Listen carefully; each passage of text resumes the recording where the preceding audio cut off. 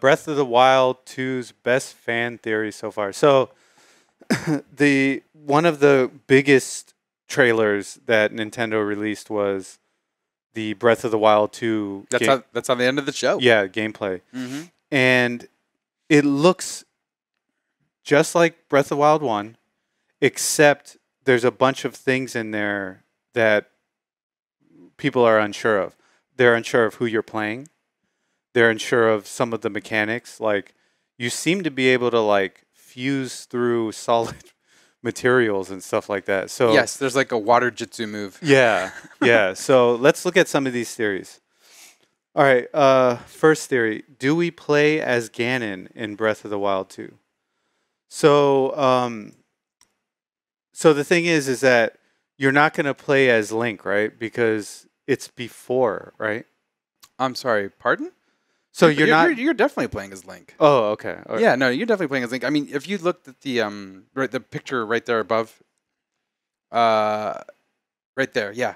In the teaser trailer that they showed initially, I believe about 2 years back, Yeah. they showed this part happening there were like corruption coming out of Ganon's. It looked like tomb, and then they showed this most recently, and Link's arm is being corrupted. Okay. Is being consumed by the corruption, and the character that we see, because they don't really show the face, and maybe that's where this is coming from.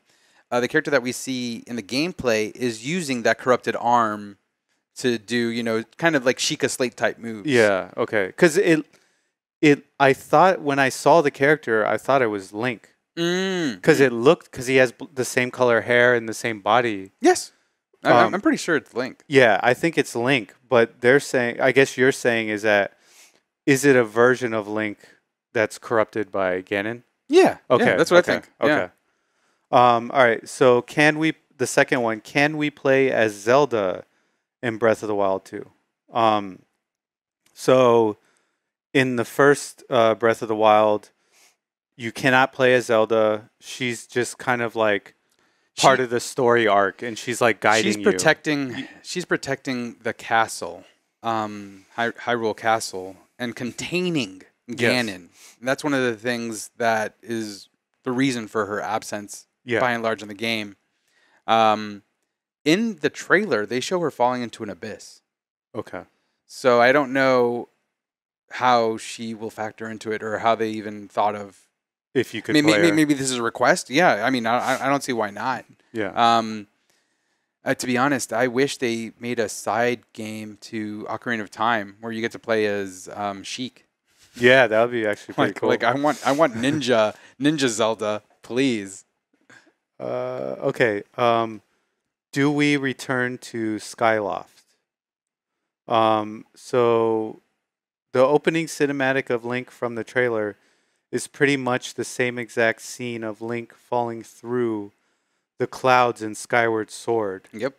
What's more, the trailer shows floating islands just like in Skyward Sword. The description under the official Nintendo YouTube account literally says return to Hyrule and the skies above, which is a pretty clear connection to floating island of Skyloft.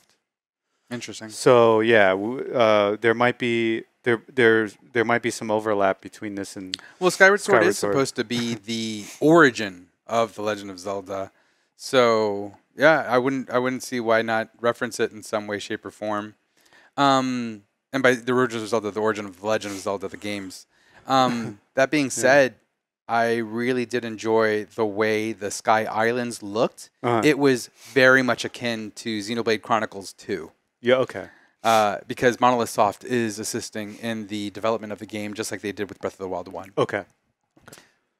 Yeah, you couldn't pick better studio. No, especially since they have a fantastic track record of making huge worlds. Yeah. That for some reason, like it's awe-inspiring to see them work on the systems that they work on.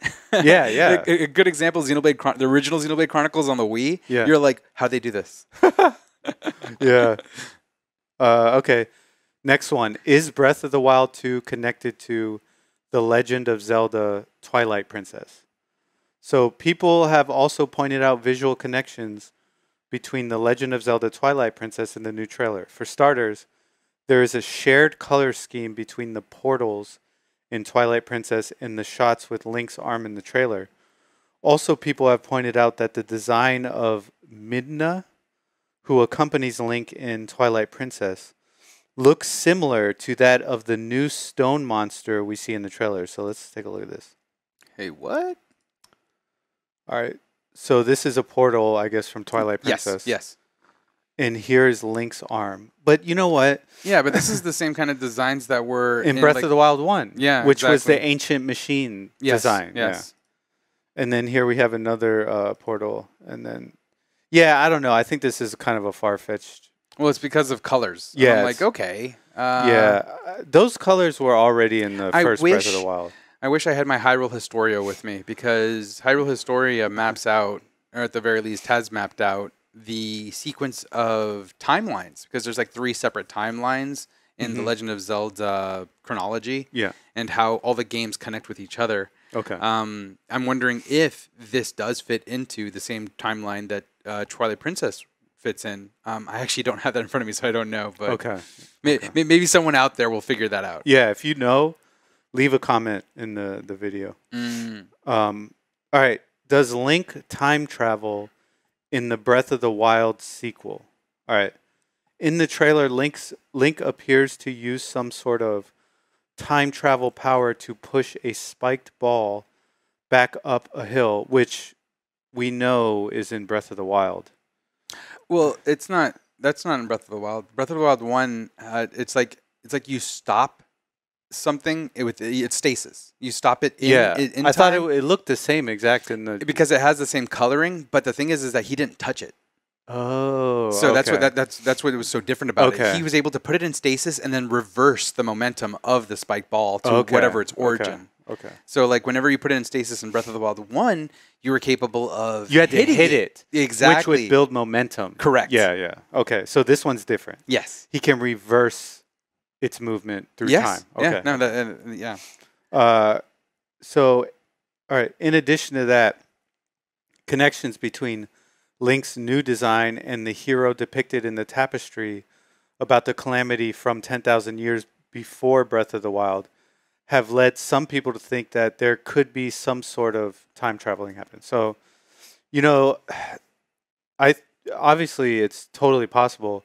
Time traveling is a huge theme in video games. I mean, it's like that's pretty much par for the course. So, I don't think that's far-fetched at all. Okay.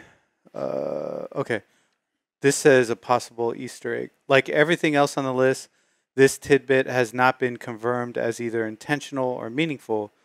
However, one fan believes the music in the last trailer is a backwards version of the song played during the original Breath of the Wild cutscene about the tapestry depicting the prophecy. Whoa. That sounds insane. Yes, it does. All right, let's see. This is from Taco. If you play a certain part of the new Zelda Breath of the Wild 2 trailer backwards, it sounds like the music that plays during the ancient prophecy in the first Breath of the Wild. I also noticed both sounded similar to the reversed Breath of the Wild 2 reveal trailer, which still hasn't been solved yet.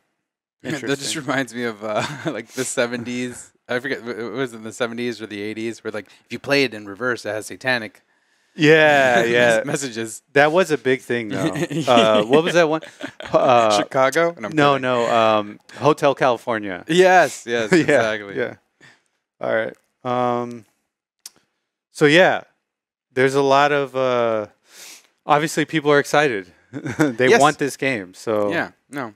I feel like I'm intrigued, but I feel like after 2 years, I wish they gave me a little bit more in terms of maybe explaining the gameplay systems and what's going on with the story. Yeah. It was a teaser, and it was a good one. But I wish, again, there's just a little bit more. Yeah. Especially in terms of the durability systems, because I was not a huge fan of that in the original. So that's one of the hot topics also with this game is, are they going to keep the durability system in? And look, it did incentivize me to go get the Master Sword as soon as I could, because I hated just all my weapons breaking constantly. Now the game does do that wasn't the point. I know. The point was to incentivize creative play. I know, but it incentivized. I was like, man, I gotta get this damn. I gotta get this damn sword that's gonna stay with me forever. Yes, yeah, and but you had to get 13 hearts, so it took a while to get it. Yeah. But yeah, it's just I didn't like it, man. I didn't because you know what? A lot of RPGs, it's all about building out your character. Yes. To your specs. Yes. And you can't really do that in Breath of the Wild. When everything's breaking. When everything's breaking. You will everything's breaking around you. You pick it up and it breaks. You're like, you can't do it in a weapon standpoint until you get the Master Sword. Yeah. And even then the Master Sword was nerfed beyond ability. Like I didn't purchase the DLC and it was just so nerfed. I was just like, this isn't a Master Sword. Yeah. This is just a sword that doesn't break. Yeah, well it doesn't break, but it can deactivate for a certain amount of time. Which is lame. Yeah, which is kind of like a temporarily broken status. Yes. And also, the thing that confused me so much was after you would tame a beast. Okay. Oh, man. They would give you this item, and they'd be like, this item is so great. It's so awesome. Oh, by the way, it breaks, and you have to come make a new one when it's done. I'm like... What the hell? Why even give us these legendary items when they break? I forget what beast I tamed. First of all, I wish you could stable bears. Yeah, that's a huge thing. Because I just want to be roaming around on a bear. But there's this one beast. It's a mythical beast, like this. The king of the mountain or the lord of the mountain. Oh, like I remember him. Yeah, he's very hard. Yeah. I tamed it. Oh, okay. And I couldn't stable it. I'm like, I tamed this thing. It is mine. Yeah. Or at the very least, if you can't tame it, at the very least, like do something kind of like Elden Ring, where you just kind of can summon it. Yeah, because it was kind of weird. Like they did that in Ocarina of Time, where you just whistle for Epona. Yeah. Come on. But go on. You were saying? Yeah, no. There's definitely improvements that can be made on Breath of the Wild. So. Mm-hmm. But what's funny is, you know that scene where they're saying looks like Skyward Sword? Yes. Where he's falling in? Yes. You know Genshin Impact? Oh. I mean, I haven't played it, but I know about it. Yeah, I played it for like, not long, just like 20 hours. 2 months. And then I realized, like, just now, that's the entrance to Genshin Impact. But that's the entrance to PUBG as well. Yeah, true. Or is it Fortnite? No, PUBG. Okay. Yeah. No, it's all of them. PUBG, Fortnite, Call of Duty, Warzone, they all have it. Yeah. But oh, snap. You just did it. What? You just unlocked the code. Breath of the Wild 2 is a battle royale game. We found out. We know what it is. That's the big secret. But now I'm thinking, like, did Genshin Impact steal that intro from Skyward Sword? You know what I mean? Because there is a lot of stuff that Genshin Impact. Oh, it was inspired by. Yeah, Genshin Impact is a Breath of the Wild clone. Yeah, just so you know, it's a cool game. A lot of people love it, but it's very grindy because it's free to play. Yeah, it's a game as a service. Yeah, but here's the thing. So, the period on the sentence, 2022. Yeah. The fact that Breath of the Wild 2 just has a nebulous release date. It's like we're aiming for 2022. It might not be 2022, but that's what we're aiming for. And here's the thing. As gorgeous as it looks, I just don't see that thing running well on the Nintendo Switch as the Nintendo Switch is right now. Yeah. Who knows? It could. But even Xenoblade Chronicles 2 has issues playing on the Switch, at the very least, on portable mode. Yeah. Docked, it runs better, but it does have its own issues. Yeah. So a lot of people were Switch wondering. Pro. Yeah, a lot of people were wondering if Nintendo was going to announce. But here's the thing. I think they're being smart. I think they're waiting for the holiday season. Oh, of course. Yeah. Of course. I think they're going to wait for like Thanksgiving time frame, and then they're going to be like the new Nintendo Switch, and then everyone's going to try to buy one. Everyone's going to try to buy one. So we'll see. It's We'll either see. that or a Virtual Boy 2. You heard it here first, y'all. Yeah, you heard it here first.